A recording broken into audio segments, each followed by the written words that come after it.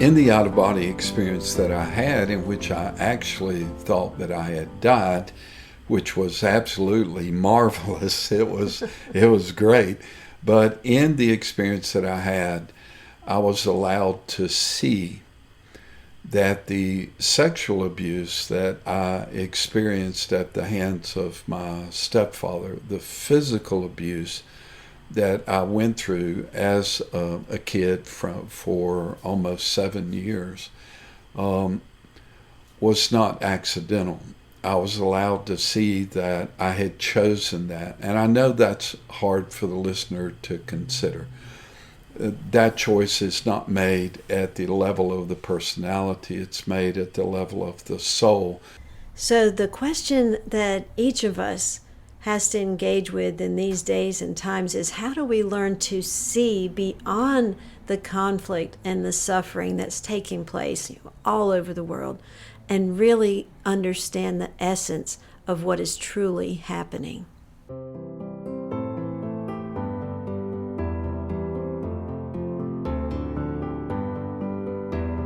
Welcome to Becoming You, the Path to Consciousness, where we apply spiritual wisdom and truth to your everyday life.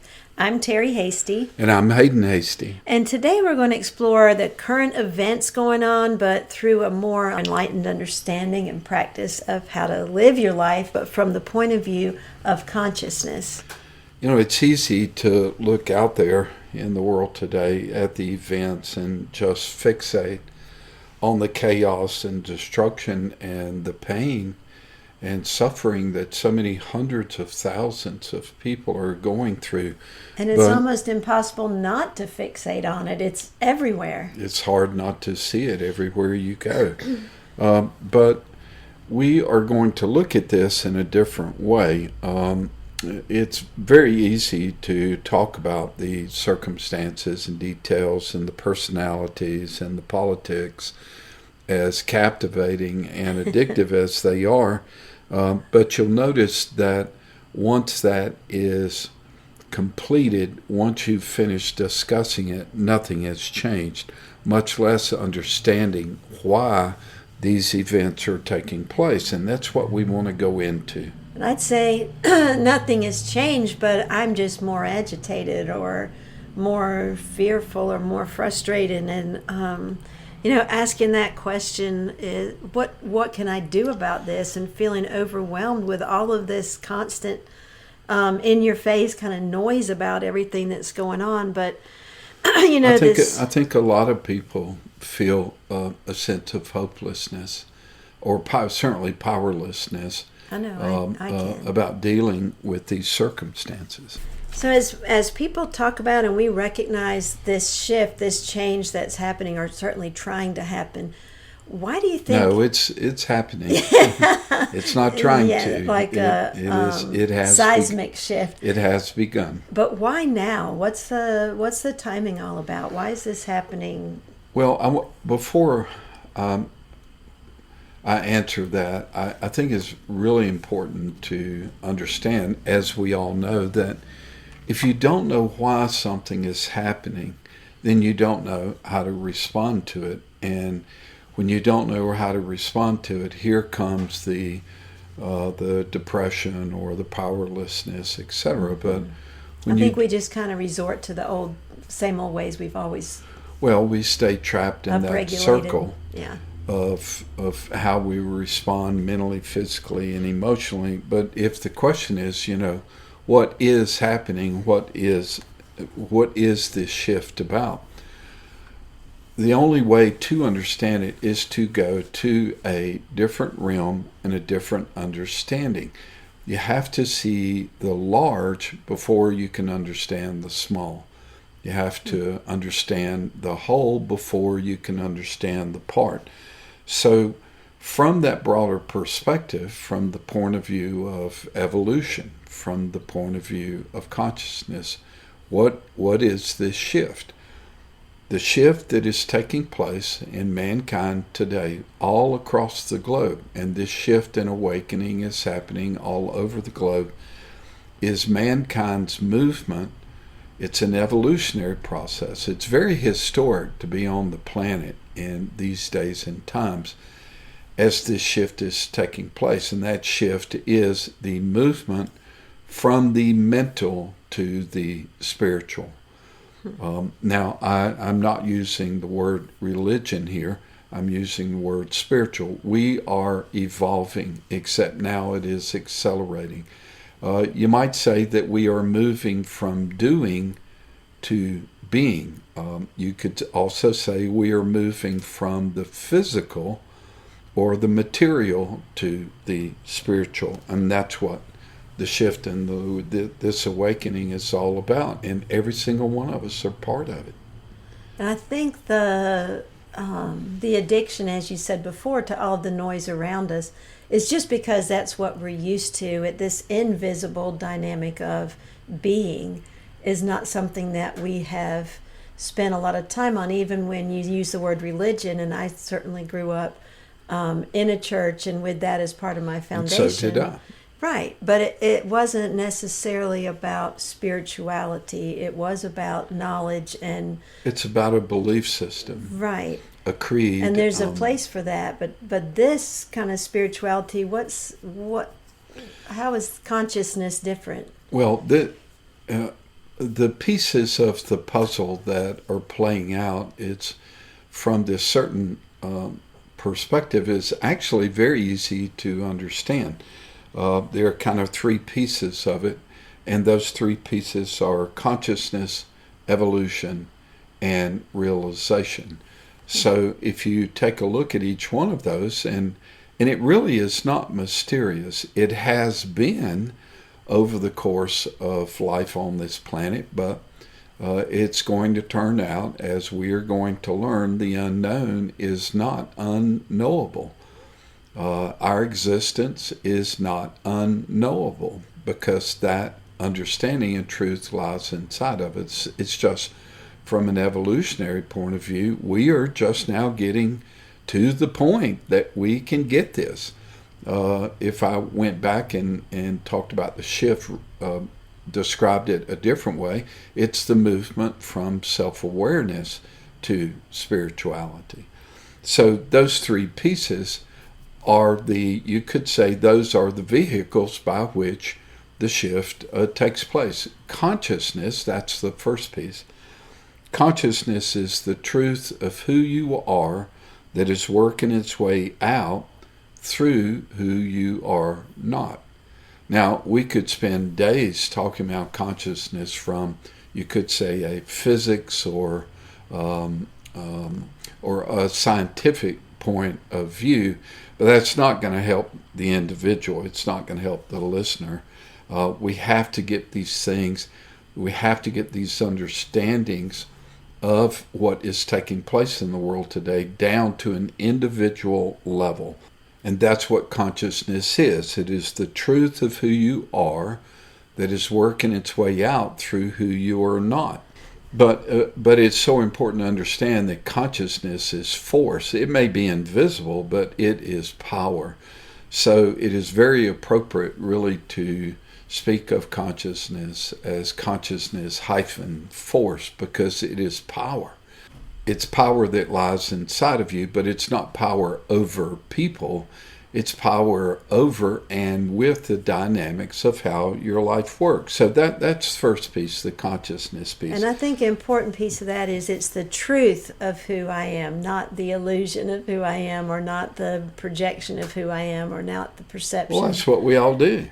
Before you ever become fulfilled in life, you first become unfulfilled and unhappy. Or most times the opposite is playing the role of forcing the other forward and to realization, which is part of what the destruction and this shift is all about. It is forcing us, when that time comes, at the appropriate time, it is forcing us into a creative and much larger understanding of who and what we are. But that's the first piece, the consciousness piece. And the second piece is the evolutionary process. Evolution is the movement of that consciousness from ignorance to truth. And that's not really hard to understand. Just look over the path of mankind over the last even, 1,000 years. It is the movement from ignorance to truth. But it's also it's hard sometimes to get out of the what we call the closed tape loop, or just the repeated patterns, and just turning on YouTube or whatever and watching more insanity and just kind of circling down the drain. Well, the reason why is because we're so ignorant, because we are so unevolved. But the evolutionary process does not allow you to sit still. You don't get to stay the same. So it's forcing everything forward, but it has no choice but to do it through a destructive process, because we don't choose, to evolve. We keep staying the same and repeating the same old things, the same old cycles. It's really like getting pushed out of the womb. We have to have the contraction to get shoved out. We don't do well with change, I guess. We tend to avoid it because it can be scary, and it can involve a lot of courage to change. But the evolutionary process is not necessarily concerned about the individual, as anybody can see. It is concerned about the whole and not the part. And then you have the third piece. So we've gone from consciousness to evolution. Then you come to the third piece, which is realization. And realization is the experience of the individual of that truth, which allows the whole model to begin to shift and change. So the little acronym here, CER, consciousness, evolution, and realization. So is really those are the parts of the game that are taking place today. So is that realization, is that what you were saying before? I think it is, but I'll ask you, how does the individual move from just knowing it to being it? The realization is, as you said, it's becoming, it's being, it's experiencing the truth of who I am. How does the individual move from knowing it to being it? Well, essentially, that's the only thing that matters, but that's going to take 3 days to discuss. But essentially, it's about learning about the realization, and where is that? Where is that truth? If it has not been contained in religions, which it's obvious that it hasn't, maybe some pieces of it, parts of it, but religion has been around for thousands of years and has yet to be able to spiritualize mankind or the planet. So there must be something else going on. A woman that I was speaking with recently, and she was very worried and upset about some things going on in her life, particularly with her one daughter. And I asked her, do you believe you're the spark of the divine? And she said, absolutely. And then there was this pause, and with a lot of pain on her face, she said, but I am so flawed in so many ways. And she also shared that she'd always been told she was flawed in so many ways. So I hear what you're saying about this challenge of, there's a piece of it, yes, I know I'm the spark of the divine, but then living that out or applying that into my life. The difficulty that we will face is consciousness picks up where everything else leaves off. This is not about, the answers are not going to be found in politics. It's not going to be found in the familiar institutions. This is a different game, and this is why we are going to have difficulty here in the beginning of understanding how to navigate it. The realization piece that I'm talking about is spiritual realization, and I want to give an example of that in just a minute, as to how the individual can understand by the end of our talk, can understand much more clearly what this is about. The consciousness piece, the evolutionary piece, and the realization piece, and what is the individual's role in this. That's what I want to get to.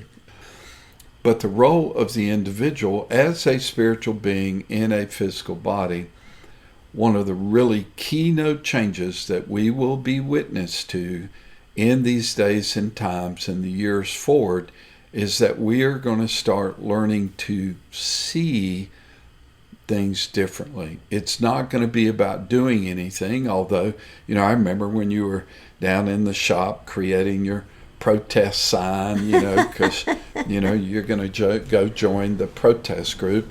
I don't choose to do that. I look at it differently, but now we're back to the individual will have to decide, what their role is. But the power in being able to see things differently, in my opinion, is one of the greatest things that we can do. I'll go to, you asked me to speak about my out-of-body experience.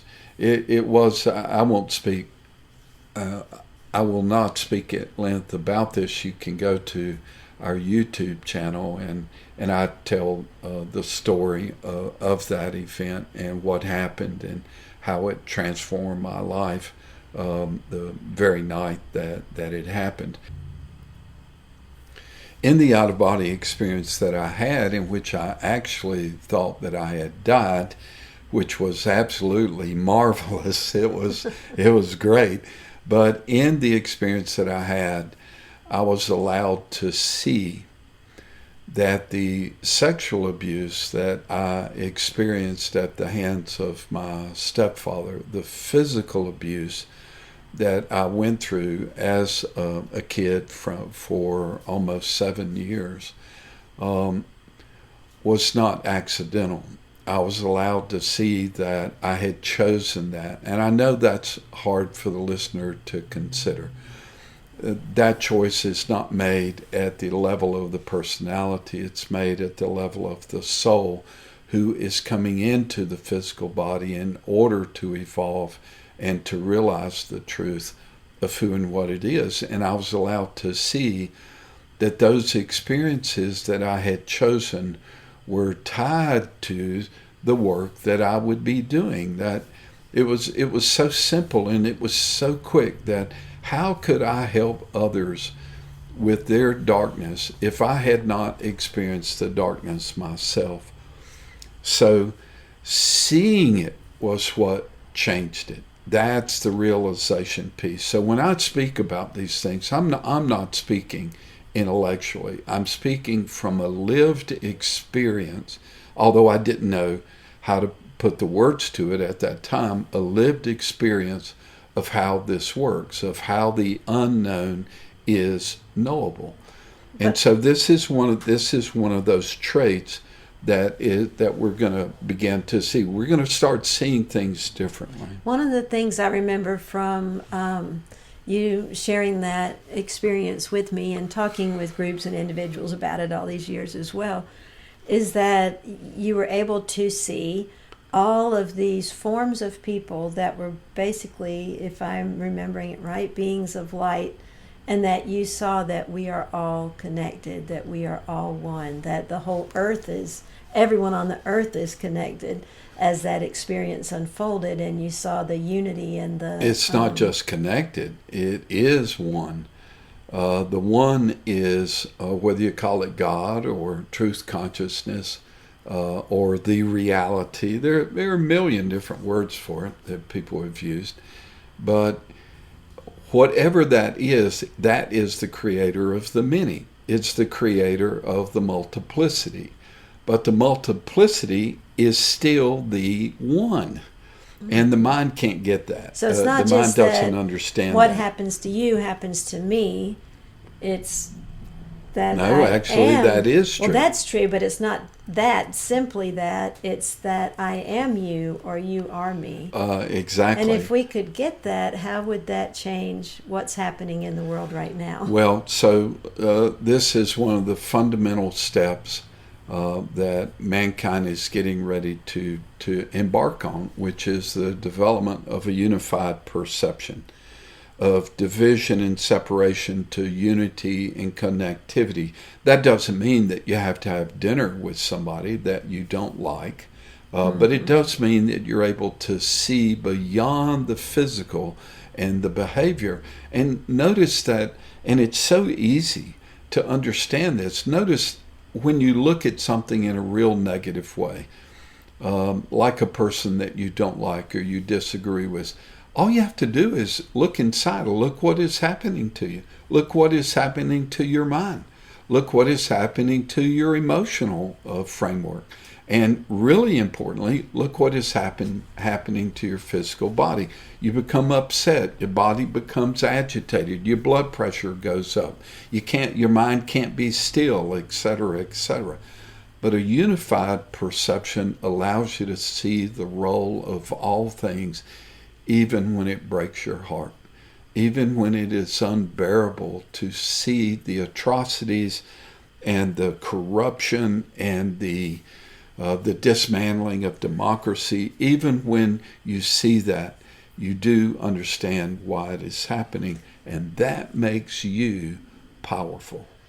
So if in highlighting this issue of seeing, we essentially have to learn to see what our eyes cannot see and what our mind cannot accept, and that is the power of the truth of who we are. But I'm not naive. It can be extremely difficult to gain that perception.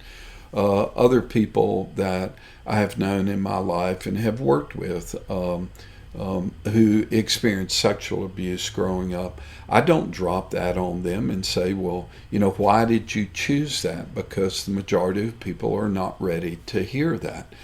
Because I was allowed to see that and understand that, my forgiveness of my stepfather was immediate. I hardly ever thought about it after that, because I had chosen that as a path in life to gain an understanding of darkness and how difficult it can be to be trapped in those kind of situations. But learning to see something different, thank goodness that happened to me, that, my whole life changed, as a result of that. But most people don't make it out of circumstances outside of like that. An experience like that where you were taken on that journey and you saw the guides and supports that were there for you, and you had the realization that you had chosen those experiences, like you said, at the soul level. In the absence of an experience like you had, where you were able to see that you had, at the soul level, not the personality level, chosen those experiences as a child along, obviously your brothers chose them too, right? But in the absence of that, how does a person begin to see themselves from the conscious, or from the force, or from the truth of how they really are? How does a person move into that, seeing themselves, so that they can begin to build the life from the truth of who they are rather than just from their experiences? Well, if you don't know, and that's the case for all of us, if you don't know, you begin to aspire to the truth. I want to know the truth. I want to understand. It becomes just it's on the tip of your tongue, almost all day long, so to speak. You begin to aspire to the truth. Or you can begin to consciously teach yourself to see, where what your eyes cannot see, to see, instead of division, you see unity. And by seeing it, you're going to become it. Now, this is a spiritual realization this is a good time to present that. What is realization? What is a spiritual realization? Everybody's had these before. They just didn't quite know what it was. And seeing is like that. So here's how that process works. What you see is what you become. So if all you see is negativity, you become that negativity. If all you do is condemn other people for how they are and how they function, you become that condemnation. I was remembering we were both teachers together, and I don't think we really knew each other when this happened, but I was in a tough spot in my life. I was going through divorce. I was young, had a baby, and I was just kind of struggling on some level to get up in the morning and do all the things I had to do. And at some point I said to myself, before school every morning, some teachers would get together and chat a little bit, or maybe at lunch, whatever. And I recognized, I'm like, why are all the negative people hanging around me? Right. And then I had to decide, my realization was I am one of those negative people. Right. And so I started seeing myself more truthfully, that is not the truth, because I didn't want to be with the negative people. I didn't want that to be who I was, but I did start to, we attract that which we are, for sure. How did I end up hanging around all these jackasses, Because I am a jackass. I mean, that's kind of how it works. What you see is what you be, and what you be is what you do, and what you do is what you become. Let's just pause for a second and let me ask the audience, when you look out into the world, what do you see? Because whatever it is that you see is what you are. And when you have that realization of, oh my God, it is as simple as beginning with seeing in myself what I have not been able to see before, you're on your way. I want to clearly say that the keynote aspect, the definitive evolutionary pivotal key that is taking place right now is the transformation of the individual. The first concept that we talked about, or an important part, is we're all spiritual beings in a physical body, but we have to develop our spirituality. It will happen on its own, but that can take lifetime after lifetime. Just like we decide to study a lifetime. Particular field, or we decide to go work out, the same thing with our spirituality. Same thing. Yep. And next principle that we want to reinforce is that we are all one. What happens to you happens to me, and vice versa. And more importantly, we are one another. And because of that, because we're all part of the divine, if we really got that, we can change the world just with that understanding. Once again, just beginning to learn to see things differently. The well-being of the one is the well-being of the all. And the well-being of the all is the well-being of the one. And that is part of our evolutionary path. And waking up to that. And the waking up, this is the third point, the awakening is moving from just knowing it to being it, from self-awareness to consciousness, from the mental to the spiritual, from beliefs to truth. No one cares what you think. No. I mean, just take a look at it. No one cares what I think. What they care about is what I do. What they care about is how I treat them. But they, because we're witness to every single day, individual says this, but they do that. That's... Thinking changes all the time, but the truth of who we are is the truth of who we are. The next point that I think is very important to understand is that broader understanding of what is taking place, that the game that we are witness to is a historic evolutionary moment of mankind shifting from division and separation to unity. And that is absolutely one of the byproducts that will come out of this. How long it's going to take, I don't know. And that's very empowering and uplifting to understand. And then the last point is the transformation of the individual is the key. It's all about you. You're the one crummy example God sent here to show everybody else how it's done. And that was going to be achieved through your spiritual realization, through a greater understanding. And it's going to begin by you learning to see what your eyes can't even see, to see past, to see through, to see beyond the physical, the drama and the content. And the unbearable, to see what is happening in Gaza, the unbearableness of children dying every single day. But this is the world in which we currently live, and we, the individual, is the key to the world changing. We want to thank you so much for tuning in. Consider joining our private online community, where we really have wonderful relationships and conversations and exploration of this topic and this shift into consciousn's. The website for that is becomingyoujourney.com. And please also go to truthspringasheville.com. Asheville is ASHEVILLE. And you'll see all of our different resources there. We have face-to-face workshops at our center here in Asheville, and we have virtual and face-to-face coaching. We're also going to be in New York at the Omega Institute at the end of July 31st through August 2nd. We'd love to have you join us there. And you can sign up there on their website at eomega.org. Thank you so much for joining us today. We really appreciate you. And we hope to see you next time. Let's start a movement toward a more conscious life together.